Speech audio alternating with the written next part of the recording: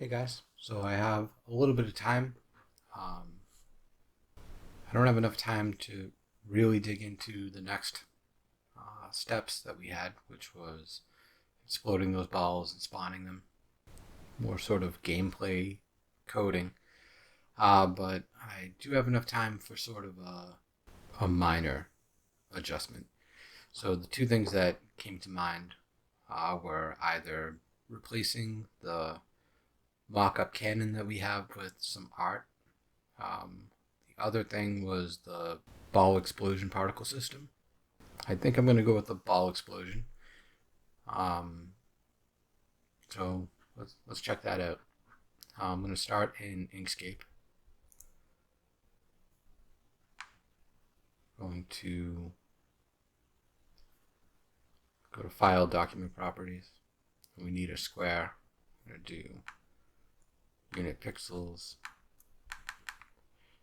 256 by 256.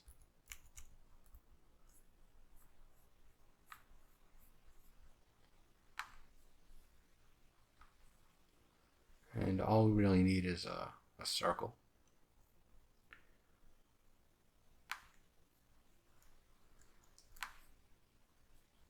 If you hold control, it keeps it as a perfect circle. We're going to go to Align and Distribute. Make sure it's in the center of the page, so relative to page, center, center. And we want to make sure that this background, the fill, is opaque, is transparent rather. So we'll set that to none. We do that by clicking this X here. And then we want to make sure that this stroke is white so that we can tint it. So we'll hold shift and click white. I'm going to set that back to black by shift clicking black, and I'm going to make it a little bit thicker. I think that might be too thin for what we want. So we'll go to fill and stroke, stroke style. We'll just increase it. That looks about right. So I'm going to shift click white again to set the stroke white, and I want to export. So file, export PNG image. We'll do page, so export area page, export as. Go into our assets folder, art, and we'll name this circle.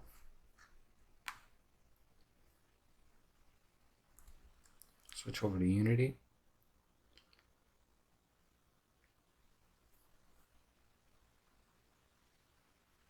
And inside our target, we'll create effects, particle system.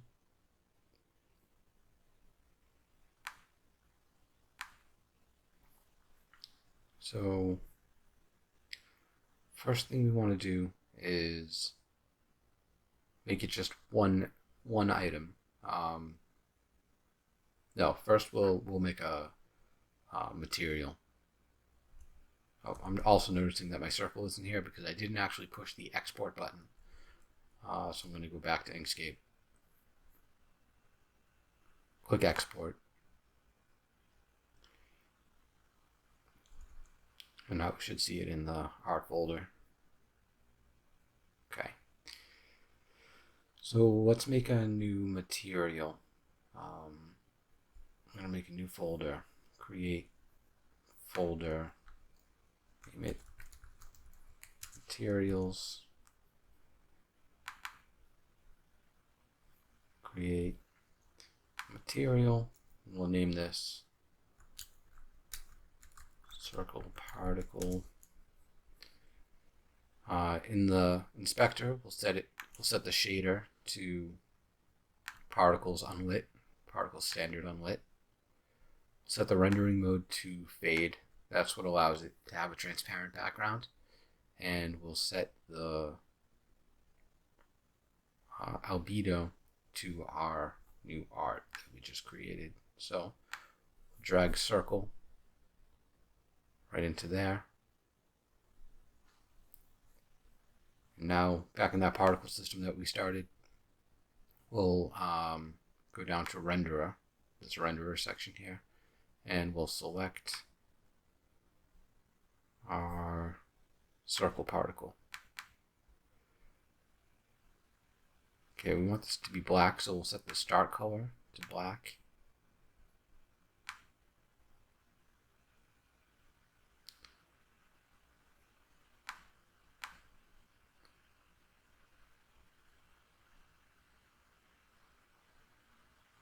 It's showing up very light. Trying to figure out why.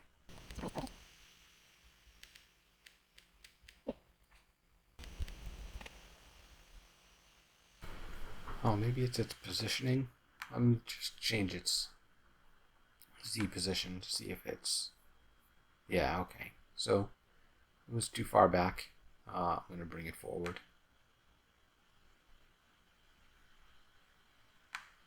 Set it to 4.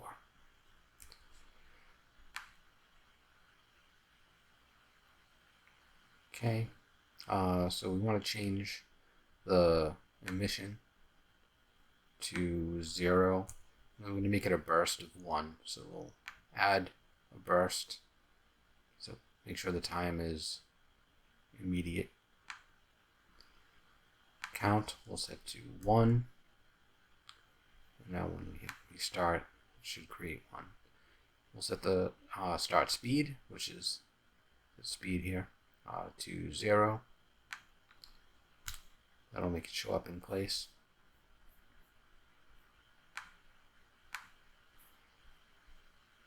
Now the shape we'll set to circle. We'll make the radius nothing, so it'll show up right in the center. So that radius thickness 0. Okay, so now we'll set the start size. Start size, we'll set that to 3. And now size over lifetime.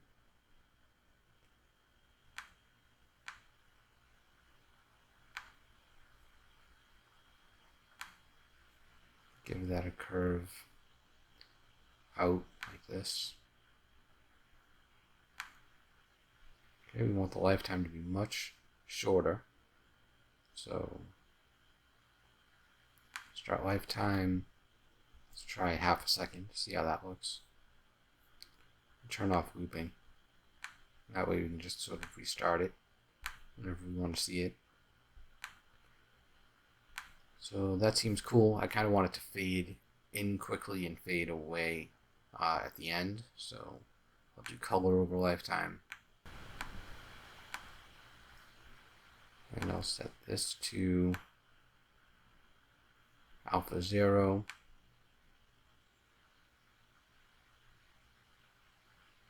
A quick fade in,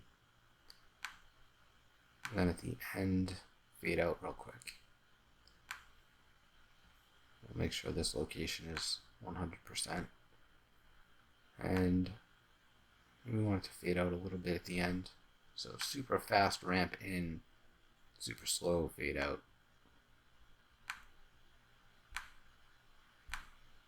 Alright, so I like that. So now we'll create another particle system and set it as a child of this one. So we're going to create a sub emitter. So we'll start by finding sub emitters here.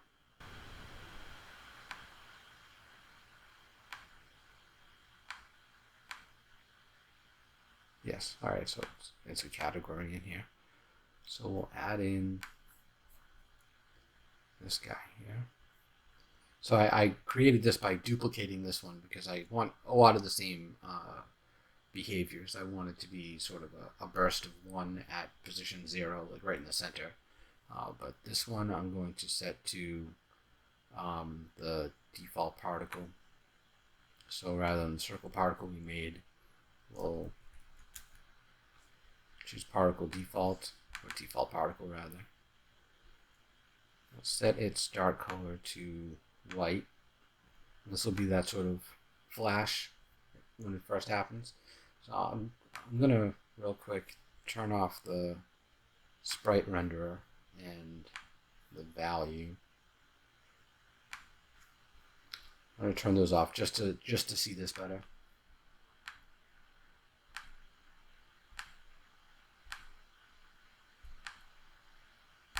And so I like that. I don't like it growing so much. So this particle, I want to set that to 1.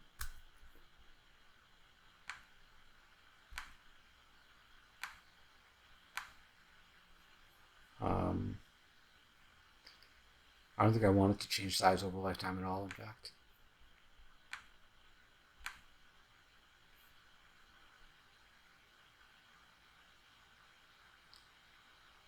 And I want it to be shorter. So start lifetime, I'll make that 1/4 of a second, so 0.25 seconds. Cool, a little bit bigger. So we currently have the start size at 1. Try 1.5.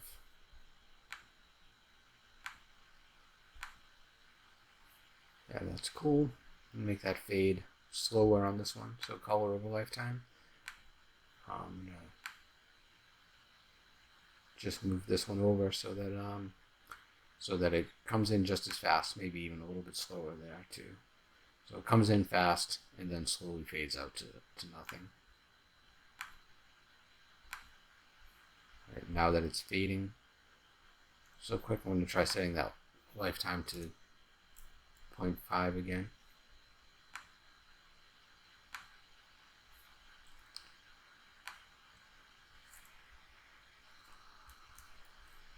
Try 0.4. Okay, I like that.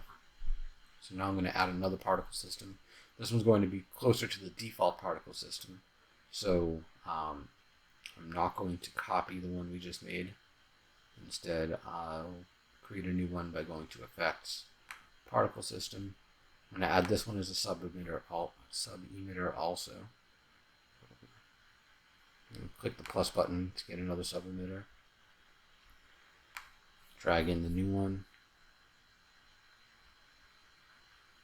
And I'll name these explosion particles. Name this one flash. I'll name this one lines. So this one, you may have guessed from the name, will be the lines, like the sort of explosion lines. They're also black. So in renderer, first I'll enable trails so that a trails material shows up here. And choose trail material. Okay, we need them much smaller and darker. So their width over trail. So we probably want like much smaller than what they were. So I'm going to start at 0.1 and see what that looks like. It's closer to what we had in mind, or to what I had in mind. A little bit smaller still though. So I'll do 0.05.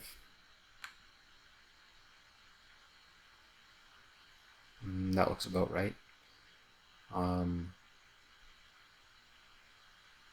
Let's set the start color to black.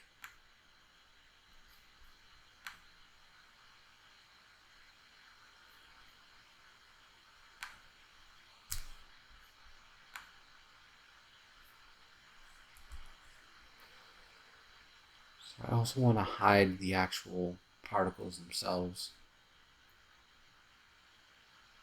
So I'm going to uncheck size effects width here.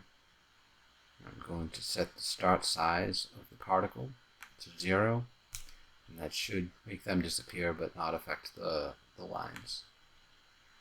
Okay. So now we want their lifetime to be try half a second to start, so 0.5 start lifetime. We want the shape.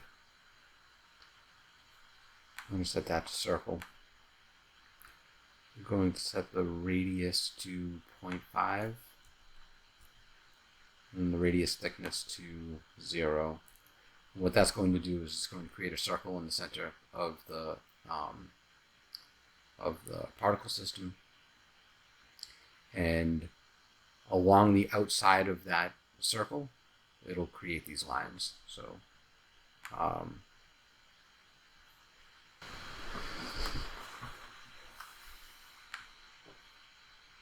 so I'm also going to set this to burst.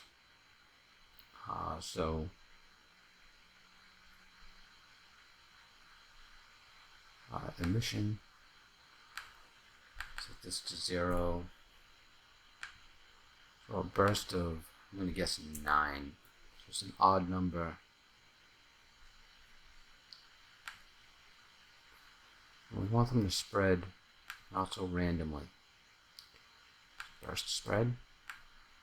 Yeah, so that looks about right. The speed seems a little too fast. So start speed is 5. Let's try 3.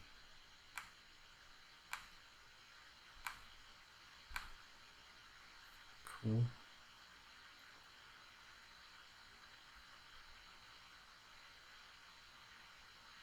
Now back in the trails, the lifetime of the trail, I'm going to want to set that low so that they sort of disappear behind the so see how they sort of, the end of the trail follows behind with that. I also think I want it to be 7. A burst of 7 as opposed to 9.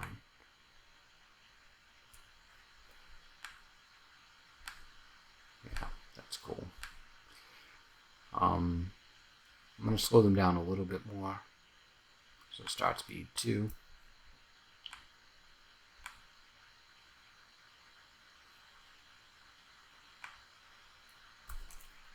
.5. Just trying different values.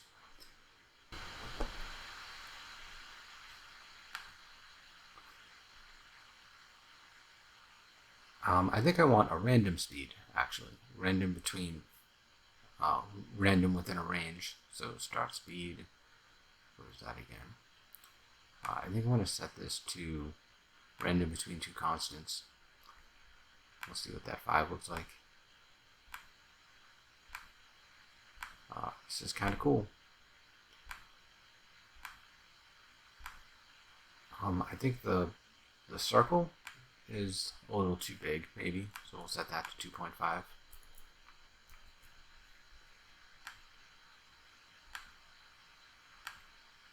think that's a good start.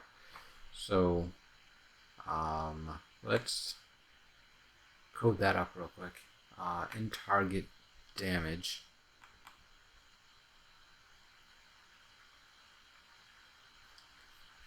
actually, before I forget, I'm going to re-enable the sprite renderer and the text. Now in code, so I already have references to the value readout and the tin sprite, so I'm going to make a new function called explode, and I'll reference it, or I'll call it from here.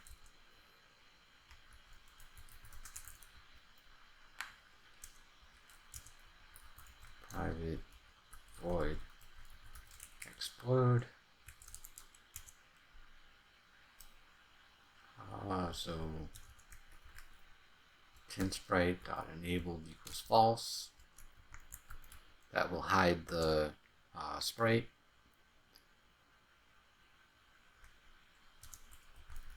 Value readout enabled equals false. That will hide the number. I'll create a new variable called explosion particle.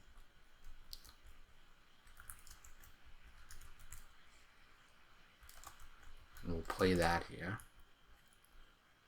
I'm gonna create that up here.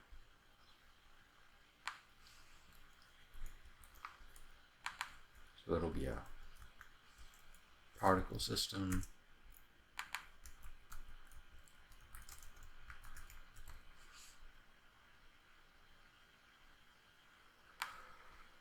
So then we'll also want to destroy the game object. We might want to do this in a more elegant way later, but for now I'll just schedule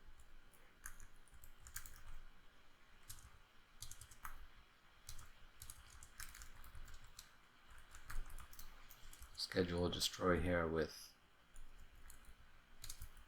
destroy game object, and we'll do it in 3 seconds.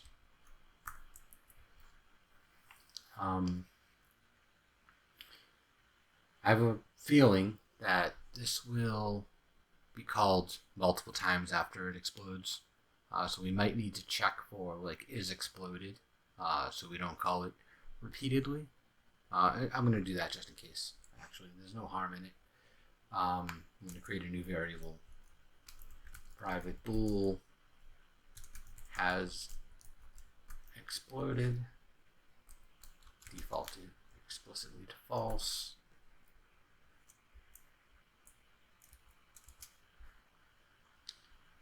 And explode that has exploded equals true, and in here I'll add if value is less than 1 and not has exploded. So let's check this out. We'll assign that particle system to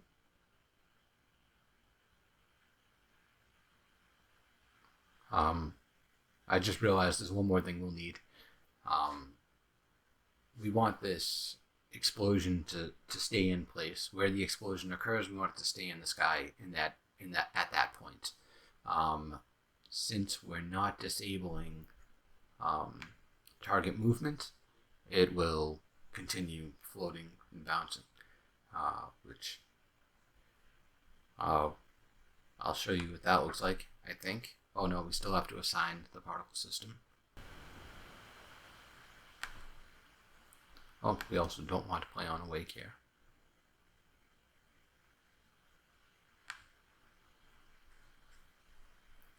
So I turned off play on awake on that parent particle, and that will wait for our code to say play as opposed to just running as soon as it initially exists. So explosion particles, we'll drag in our explosion particles object, and again this won't be perfect because the explosion will keep moving and following the path of the ball, but that looks pretty cool. But again, we have to explode disable the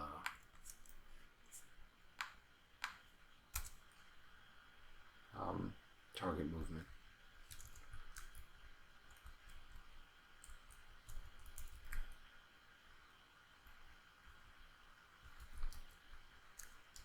We don't have a reference to that here yet, so I'm going to add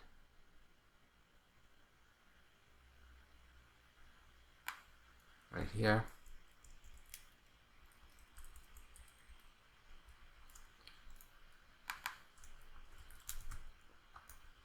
Target movement.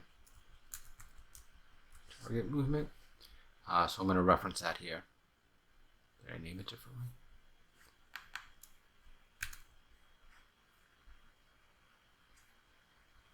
Yes, I don't want a capital there. Okay, so now we'll switch back over to Unity. So what that should do is, again, disable the target movement script on that object, the one that we assign, and stop the explosion from moving through the air.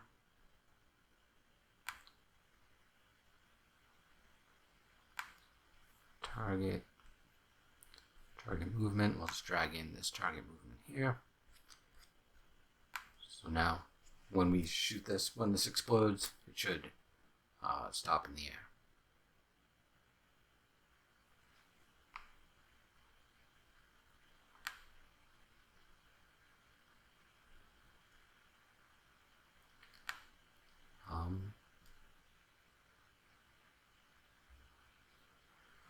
So it looks good, but I did notice another issue.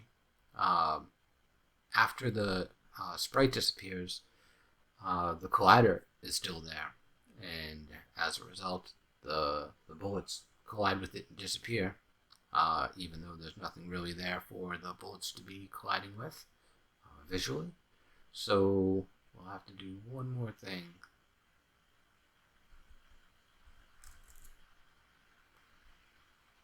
So in here,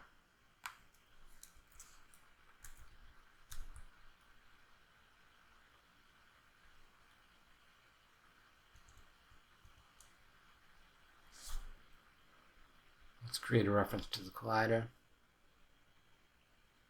I feel like there's a way to reference the collider without explicitly assigning it, but I'm not going to do that. All this.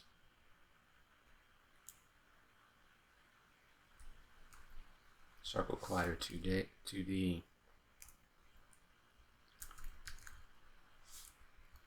Call it circle collider 2D. And here we'll disable that as well. Circle collider 2D dot enabled equals false.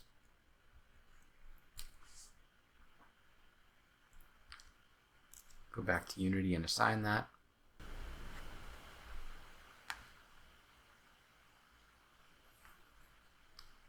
We'll take this collider, drag it onto our script, onto our component. And now the change we should see here is once the ball explodes, immediately the bullets should begin sort of passing through where the ball was.